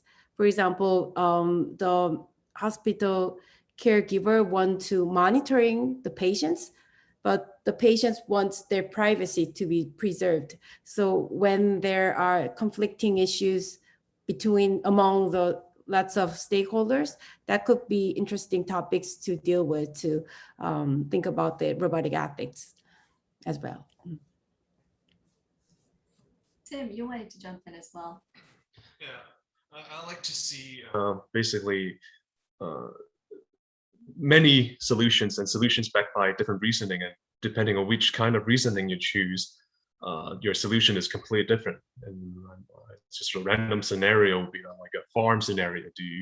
What do you do in a farm, like animal farm, or you know, in the sense that, like, do you choose certain species or over the other? And maybe your reasoning is simply as, you know, cows worth more than chicken, or this and that, right? And that I think that can lead to a very interesting discussion, in the sense that because at a certain point, like, you just have to make a decision on certain very, very difficult situations where there is no clear solutions. Like, for example, sorry, I cheat a little bit. Let's say dial back to the car thing, the autonomous car thing. I would argue that one solution is you never drive at a speed where you're going to harm the user. right? Let's say you're driving both slow, you're driving 1 meters per second. You never harm the user, even if you need to stop immediately, right? Now, is that practical? No, absolutely not. But that is, quote unquote, a solution. But I like to see, what do you call it, like these kind of conflicted scenarios, and see how different groups or different people with different views tackle these kind of problems to see a wide variety. And there's no right answer. That's the beauty of it. That's the beauty of there is no right answer, just a whole bunch of answers with certain kind of reasoning, different reasonings, and we can talk about those kind of reasonings and see, okay, which one is the more generally agreed upon approach. And even the same reasoning, I think, might lead to different solutions. So yeah, definitely. And Christina, do you have any thoughts about if you were to apply again for next competition, the competition should be in this particular context? Yeah, certainly if we bring in different user groups, I think that's a very interesting idea, especially vulnerable users, right? So the elderly or children with disabilities, or even adults with disabilities, mental, physical. And then that involves different layers of decision making, I think, for the robot or whoever it is that would be programming the robot. And certainly once you get into that very gray area of, do you have to make a decision based on preference, right? One over the other, that's very tricky and certainly worth a very good in-depth discussion, because there is no right answer. So yeah, the more user groups that can be involved, I think the more interesting you can get, for sure. Yeah, that sounds like it'll give us a lot to think about towards subsequent planning ideas. And it looks like Brandon has joined us. I believe you have a question for the panelists as well. I do, yeah. I wanted to ask this of all of you, and I would also love to hear, Ajahn, your comment on this. So I feel like I should ask it instead of kind of passing it through you. We saw a lot. So Christina, you and your team talked about Asimov's laws, and Taewon shared kind of another set of kind of 3 guidelines, or there's a few different rule of 3 or rule of 4 type solutions. And I'm wondering what you all think in terms of whether or not that's the best way to go. Like, is there a way to summarize these ethical decisions based on a prioritized set of rules, or does it make more sense for it to be AI builds on massive amounts of data, which represents the norm or the average or whatever? Is that better? Is it better to be, reducing to the average? Is it better to have kind of a strict set down, prioritized set of rules, or is there some other approach for kind of the higher level organization of these guidelines? Once, as we've been talking about, once the technology kind of catches up with our developments, and I would say.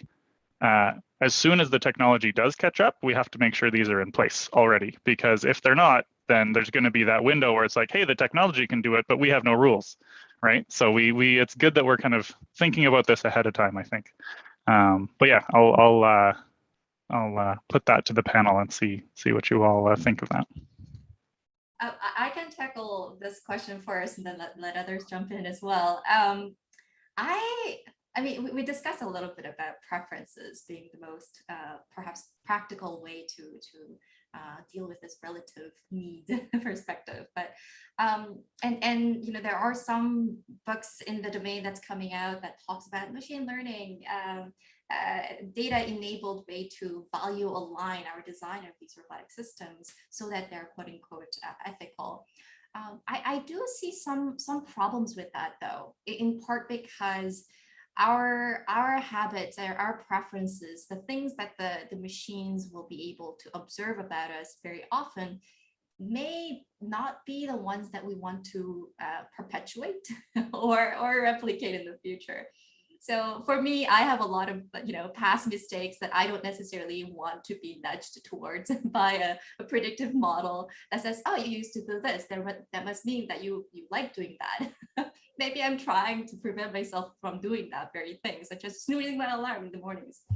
So I would say that there really has to be a balance between what is the norm, the value-laden norms that we want to incorporate as adaptive part of the system, but underlying that has to be some sort of principles that we as a society agree upon. And I think that's the discussion that is taking place slowly, but needs to take place more.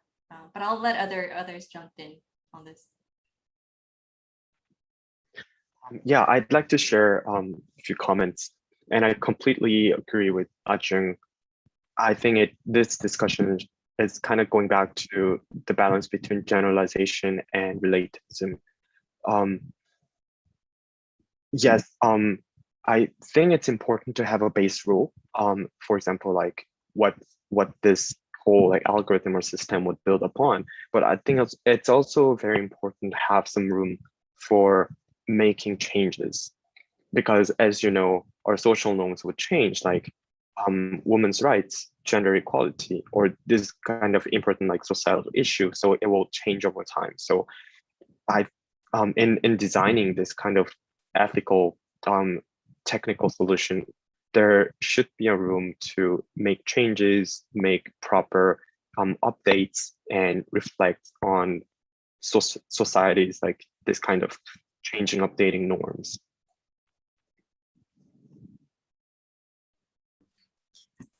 If I could jump in, you mentioned, Brandon, the idea of using the massive amounts of data available to train the system. And I think there we fall into the trap of AI bias and all of these issues that are now coming to light, right? Over how are we training our systems, and the training sets that we're using, where do they come from, and how are they labeled, and what are the biases that are incorporated into them? Like, we don't even know until we see what comes out. And so I think in an ideal world, I would say, it would be nice to start with our own set of rules and sort of build it from the ground up again, because there is too much data out there and we don't know what it is. And I don't think we could fix it. And by putting more data, it's not going to fix those issues, right? I was reading a really interesting book, Atlas of AI by Kate Crawford, and she really goes into those specific details of, where is this data coming from, who is classifying it, how is it done, and it's very eye-opening. And I don't think we should be using it. So if we can build it with our own rules, but again, who's to say who's right, who makes the right rules? That's another question. Very interesting topic. Anyone else want to jump in? Robust systems. Tim? I'll Yeah. jump in a little bit. Like I do agree, just like everyone, but then I do have a question as well. So if we have a set of base rules, whatever those rules are, or let's say law, the current law, using that as the base rule. So anything we do, like or the robot, whatever, like system, like it does not break the law. Let's keep us that first, and it does not encourage any way of breaking the law. So get that under the belt, and then the societal norm, like this, which is ever changing, and even like preference of a person is ever changing. Like, is that change automatic or not? But anyway, so on the other side of thing, I'm gonna cheat a little bit. Like another question I have is, for example, the safety part of the whole discussion, right? Now, is it a, what do you call it? Do we are we putting the, what do you call it, saying the wagon before the horse?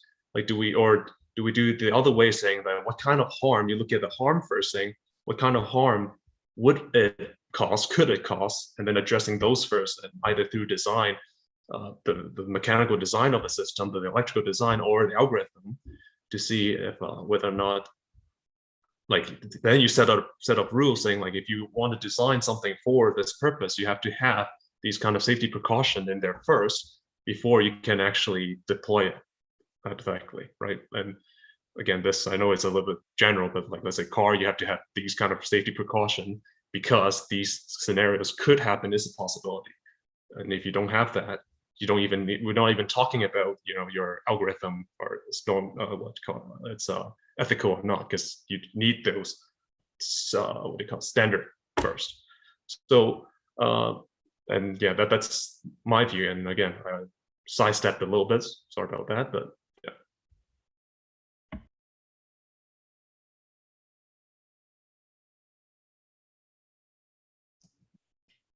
Sorry, my connection died for a second, so I kind of didn't get the middle portion of it.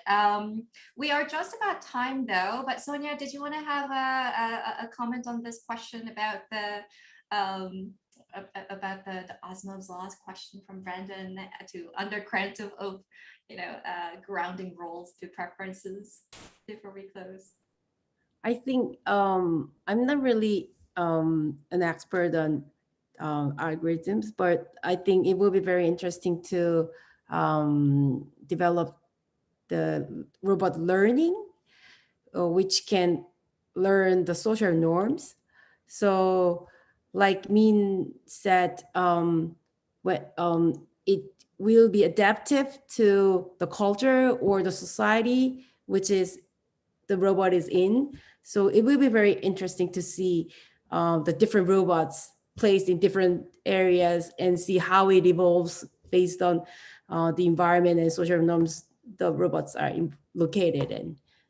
It could be really interesting. Mm-hmm. Great. Thank you, everyone. Thank you for taking the time, all the judges for evaluating the team, taking the time to take a look at the reports, learning about the competition, which is very different from many other design competitions, and taking the time to reflect on all these questions related to roboethics with us. And thank you, Team JEDI, for taking the time to produce the submission so that we can have a very concrete discussion about roboethics. I think it's really, really wonderful to see this happen. Unfortunately, it's time to wrap up. So I'll hand it over to Brandon for some closing remarks. Okay. Yeah. Thanks. Thanks, everybody. Most of my closing remarks are going to be thank yous to people. So we'll go through those. But first off, congratulations again, Team JEDI. Thank you to everybody involved, both on screen and to our kind of audience watching participants for taking part in this inaugural workshop on the practical applications of roboethics. If you wanted to participate but you didn't have time, this actually is not over for everyone. For those of you watching, if you'd like to work on the design challenge yourselves, the GitHub repo of the competition environment is going to remain available, and we'll probably continue kind of revising and updating it. So check out the competition website for instructions on how to get started, which I believe Ajahn will pop up a slide at some point that has the website and stuff for that information. And the RoboHub is planning, the Waterloo RoboHub here at the University of Waterloo is also planning on hosting potential future competitions around this feature set with physical robots, actual physical robots that you can kind of provide your ethical decision-making module for, and then we'll see how it works in the real world. So keep an eye open for that coming in the future. Short term, the Open Roboethics Institute is also going to be publishing a blog post to open up kind of discussion about this competition among the public and the design solution.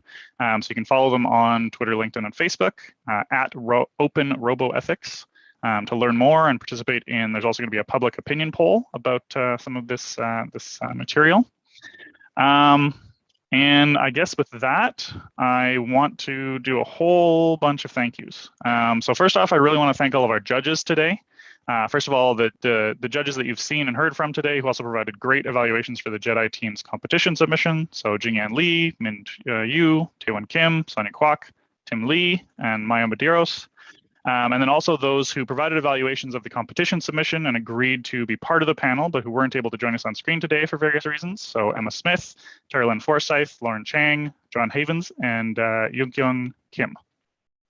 I would also like to thank all of our sponsors again. So the $1,000 cash prize that the JEDI team is winning was sponsored by the UBC Mechanical Engineering Patrick Campbell Chair in Engineering Design at the University of British Columbia. We had in-kind support and citizens discussions that are going to be taking place, as I just mentioned, at the Open Roboethics Institute. And then finally, thank you for the financial support of this whole competition from the Department of Electrical and Computer Engineering and the Faculty of Engineering at the University of Waterloo. Getting to kind of some of the people that you've seen here. I'd like to thank everyone who's been working behind the scenes today, both today and for the last months, on the workshop and developing all the various elements of the competition. So Dr. Jim and Riem and Cheng Ling from the Raise Lab at McGill, Alexander Werner from the University of Waterloo's RoboHub, and Vivian King and Shalale Rizmani from the Open Roboethics Institute. And finally, a massive thank you to Professor Ajong Moon, who leads the Raise Lab at McGill, and for being my co-host today, the official chair of the Roman 2021 competition, and the one who instigated this workshop and competition in the first place. So we would not be here without you, Ajong. Thank you very much for all that you have done to make this day happen. Thank you, everybody, and thank you for the entire team. We kind of, went along this very interesting journey together, and Brandon was crazy enough to jump in and say, the RoboHub at Waterloo is going to be involved. And thank you for everybody to jumping on the wagon for this as well. So please do stay posted, and we don't even have a competition Twitter handle, but do feel free to follow us, and I'm sure we'll be tweeting away and through Open Roboethics Institute as well. So thank you. Thanks all.